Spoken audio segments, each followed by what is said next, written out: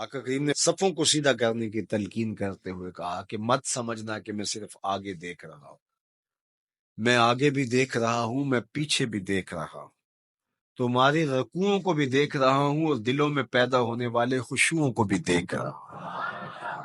یہ حضور کی نظر کا کمال ہے۔ اور حضرت عبداللہ ابن عباس رضی اللہ تعالیٰ عنہ فرماتے ہیں کان رسول اللہ صلی اللہ علیہ وآلہ وسلم یرا فی اللیل فی الظلمہ کما یرا فی النہار فی الضوء، حضور رات کی تاریکی میں یوں دیکھتے تھے جس طرح دن کے اجالے میں دیکھتے تھے۔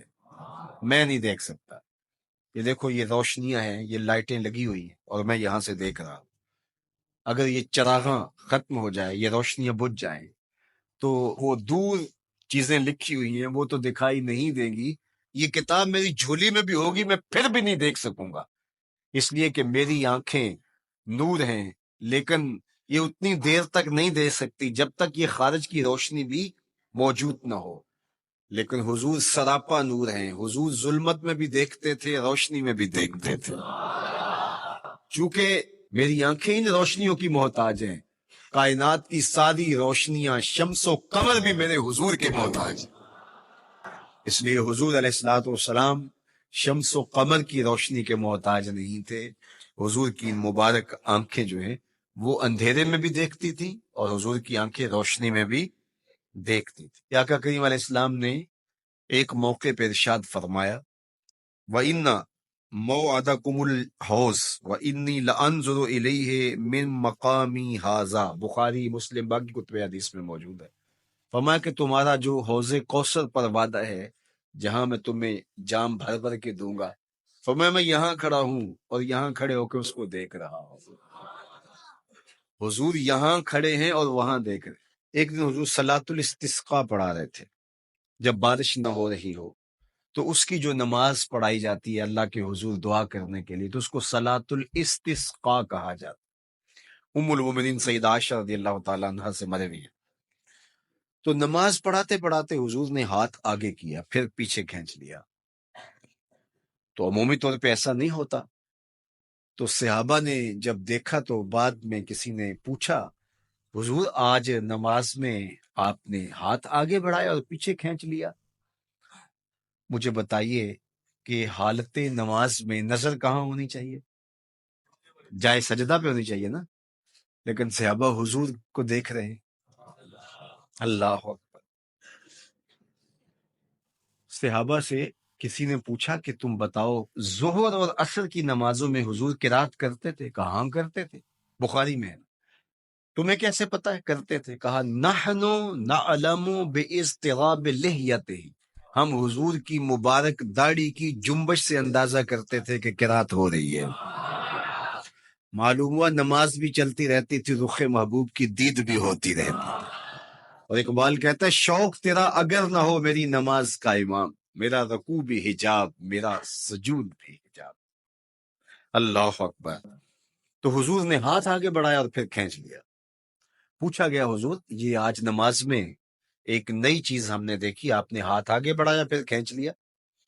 فرمایا ہاں، جنت میں کھجوروں کا ایک خوشہ لٹک رہا تھا، میں اس کو توڑنے کے لیے ہاتھ ڈالا تھا، پھر میں نے چھوڑ دیا، اور اگر میں توڑ لیتا تم قیامت تک کھاتے رہتے ختم نہ ہو، لیکن میں نے کہا نہیں چلو پھر قیامت کو ہی صحیح۔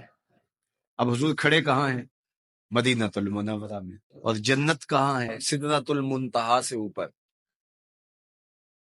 سر پٹ گھوڑا دوڑے اور تیز رفتار گھوڑا، تازی گھوڑا، 500 سال دوڑنے کے بعد پہلے آسمان تک پہنچے، پھر اتنی موٹائی آسمان، پھر دوسرا آسمان، پھر تیسرا آسمان، درمیان میں پھر خلائیں بھی، پھر وہاں سے 7 آسمانوں کے بعد کہیں سدرۃ المنتہا، اور قرآن بتاتا ہے کہ جنت بھی سدرۃ المنتہا کے پاس ہے، پھر آگے جنت، اور جنت کے جو درخت ہیں وہ 70,000 سال کی اونچائی پر ہے، وہاں لٹکتی ہوئی کھجوروں کے خوشے، اور حضور علیہ السلام نے یہاں کھڑے ہو کے ہاتھ بڑھایا اور وہاں حضور کا ہاتھ پہنچ گیا۔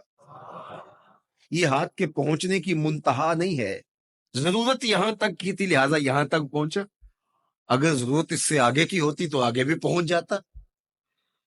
تو حضور کا ہاتھ یہاں سے یہاں تک پہنچا.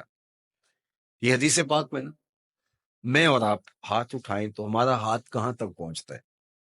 5 فٹ قد ہے تو 3 فٹ اوپر ہاتھ پہنچ جائے گا، تو ہمارا ہاتھ 8 فٹ تک پہنچے، زمین سے 8 فٹ تک. چلو کسی کا 9 فٹ تک پہنچے گا، کچھ چھلانگ لگا کے اچھل کے اوپر لے جائے گا تو 10 فٹ تک پہنچ جائے گا.